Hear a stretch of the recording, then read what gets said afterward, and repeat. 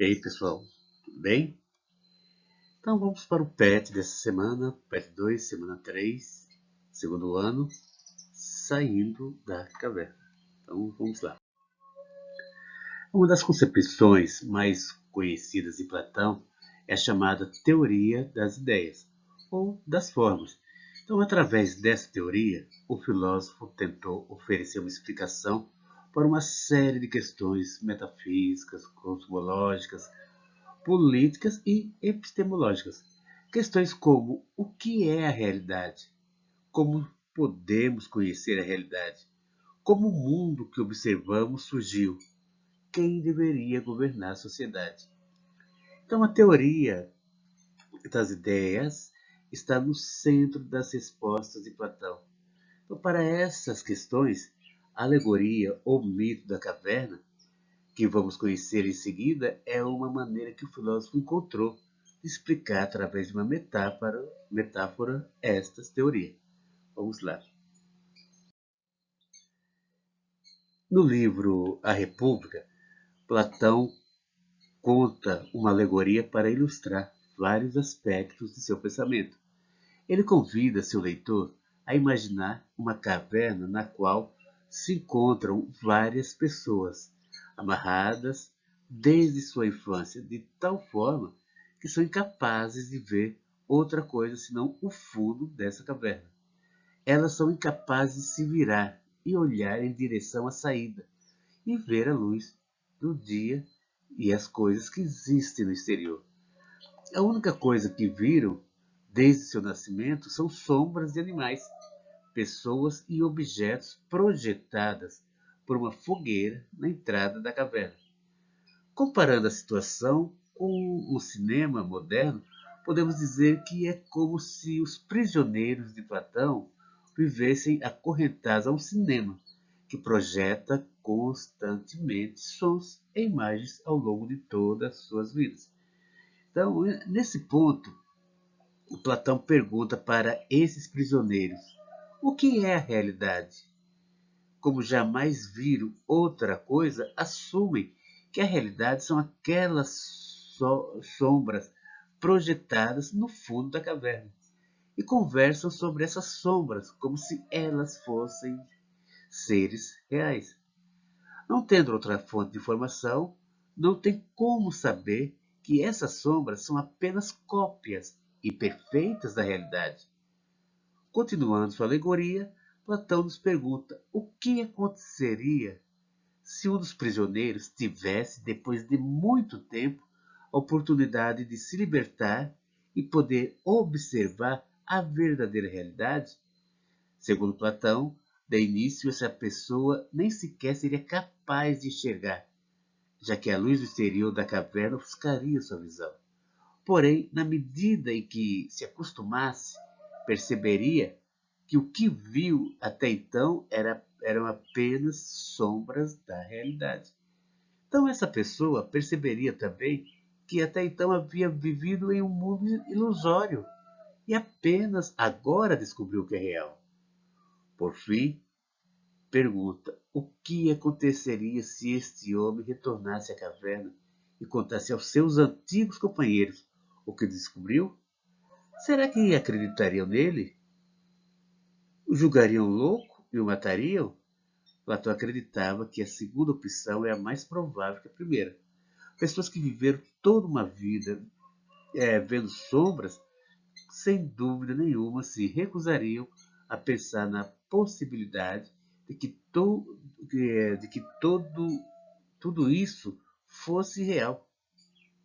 E até mesmo se recusariam a sair da caverna e olhar a realidade verdadeira. Então, qual o significado dessa história de Platão? Qual a relação à sua filosofia? Então, pessoal, continuando. Então, pessoal, vamos lá para a teoria das ideias, tá certo?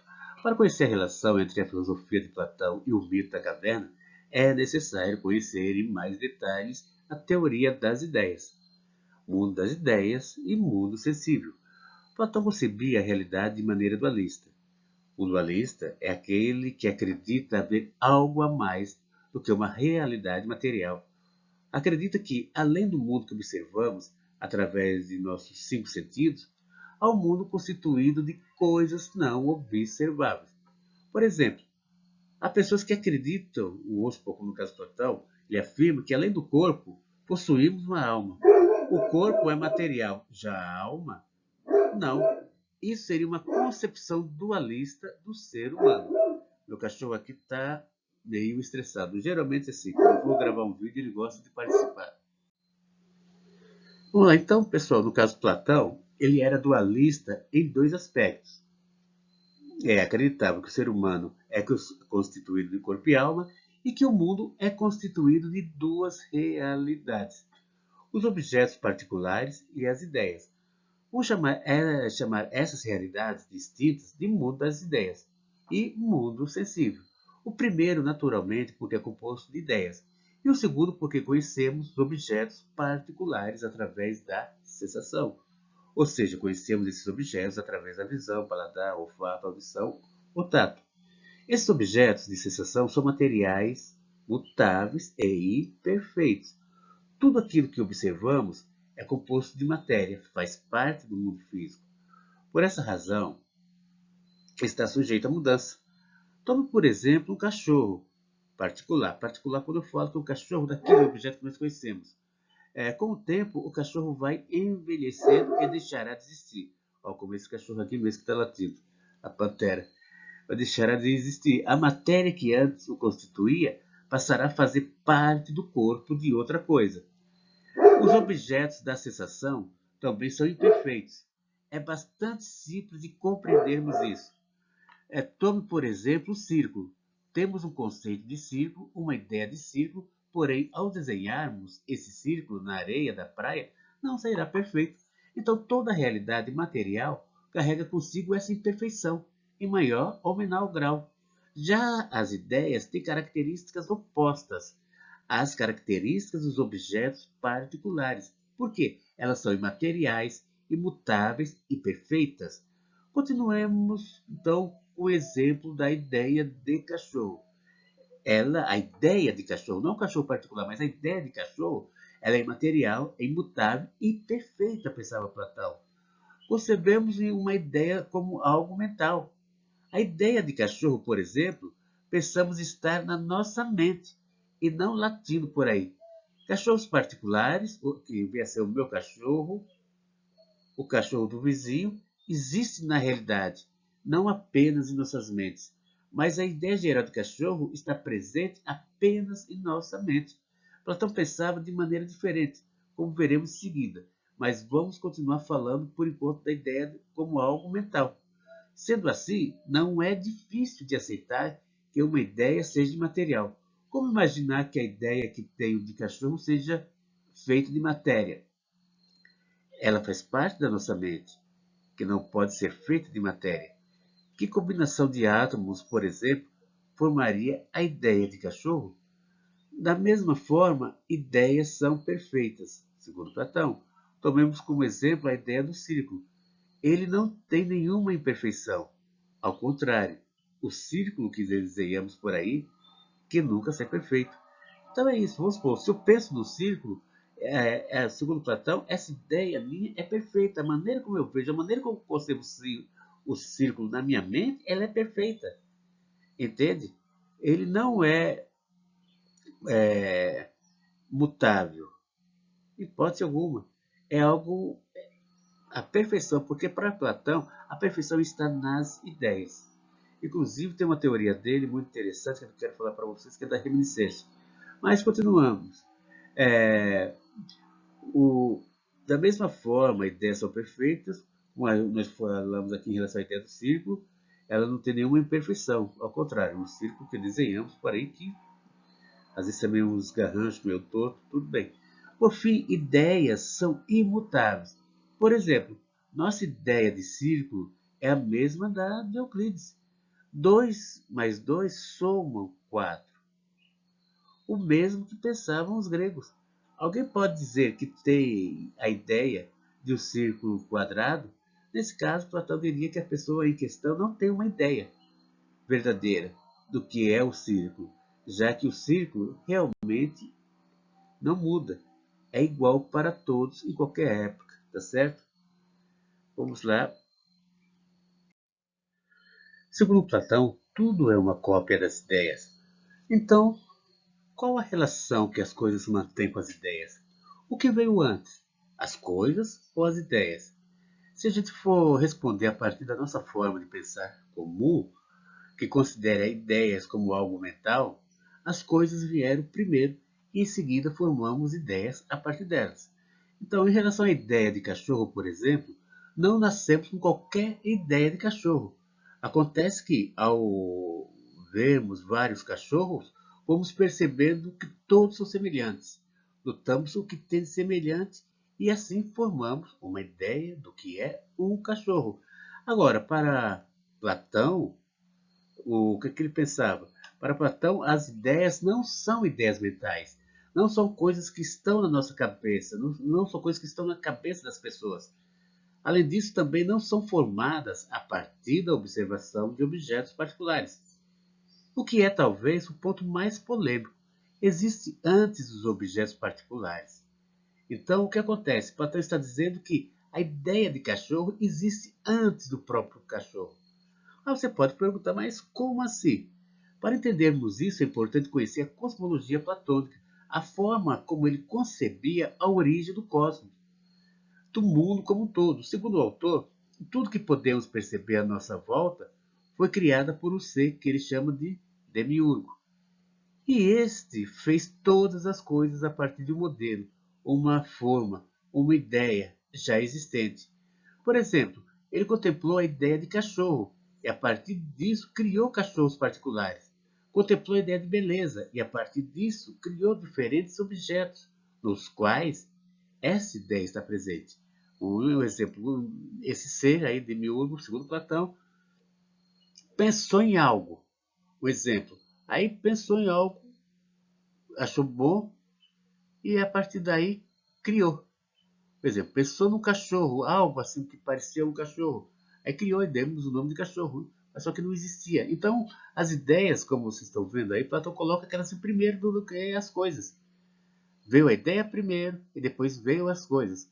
Uma mesa, veio a ideia de algo, assim, é, como no caso de uma mesa, e depois veio a criação de uma mesa.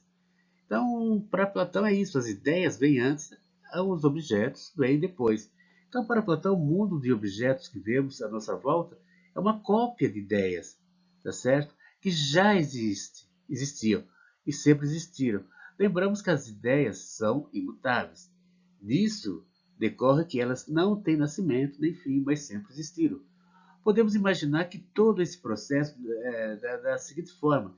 Imagine que é Páscoa e você está passando em frente a uma loja de chocolates. Então você observa vários coelhos feitos de chocolates, todos iguais. É verdade, sem dúvida, você vai olhar de uma forma mais detalhada, mais atento, né? E provavelmente você acaba vendo alguma imperfeição. Mas ainda assim é possível dizer que todos são iguais. Vendo isso, você conclui que todos foram produzidos a partir de uma mesma forma. Era assim que Platão pensava a criação e a natureza do mundo de objetos particulares. Em primeiro lugar, todas as coisas foram criadas a partir da mesma forma, ou seja, da mesma ideia, que já existia e sempre existiu no mundo das ideias. Em segundo lugar, pelo fato de o mundo sensível ter sido criado a partir das ideias. Ele é uma cópia não perfeita dessas ideias perfeitas. Então, para Platão, a relação que existe entre os objetos particulares e as ideias ou formas era a mesma que existe entre o coelho da vitrine e a forma usada para produzi-lo. Ou seja, primeiro vem a forma, depois o coelho. Primeiro vem a ideia de círculo, depois o círculo. Primeiro vem a ideia de cachorro, depois o cachorro. Tá certo? Agora vamos lá para finalizar a relação entre teoria das ideias e mito da caverna. Então agora podemos voltar à alegoria da caverna e fazer o quê? E se perguntar novamente o que Platão queria dizer com essa história, certo? A alegoria criada por Platão tem vários pares de opostos. A cada um desses pares está associado a certos aspectos de sua teoria. Um dos símbolos presentes na alegoria da caverna é o par de sombras, objetos reais. Sombras e objetos reais. A qual aspecto da teoria, em qual aspecto da teoria das ideias esses elementos estão associados? Se você pensou em ideias, objetos particulares, então acertou. Quando Platão fala das sombras da caverna, quer com isso simbolizar os objetos particulares que conhecemos através dos sentidos. Platão pensava isso porque, assim como as coisas que vemos no mundo são uma cópia imperfeita das ideias, as sombras são como uma cópia dos objetos que estão fora da caverna. Note que essa associação tem consequências importantes. Sombras, em certo sentido, não são reais. Os objetos é que são reais. Elas não têm uma existência independente. Não são capazes de existir caso não haja o objeto e luz para iluminar. Platão tinha a mesma compreensão em relação ao mundo de objetos particulares. Eles não são tão reais quanto são as ideias. Então, para Platão, as pessoas que se atêm apenas a conhecer os objetos particulares, ignoram completamente as ideias, são como os prisioneiros que ignoram completamente o que é a realidade e se limitam a conhecer as sombras. Eles se limitam a conhecer o que os sentidos dizem ser real. São incapazes de usar a razão para ir além disso. Por outro lado, alguns indivíduos querem conhecer o que é real, querem ir além das sombras, que é o mundo sensível. Esses indivíduos são tal como um prisioneiro que é libertado, capaz de contemplar a verdadeira realidade, ou seja, o mundo das ideias. Então, segundo Platão, essas pessoas são os filósofos, que usam a razão, a dialética, para conhecer a realidade tal como ela é. Então, pessoal, é isso aí. E vamos lá, até a próxima aula e as nossas reuniões, tá bom? Nossas aulas pelo Meet. Então, até mais.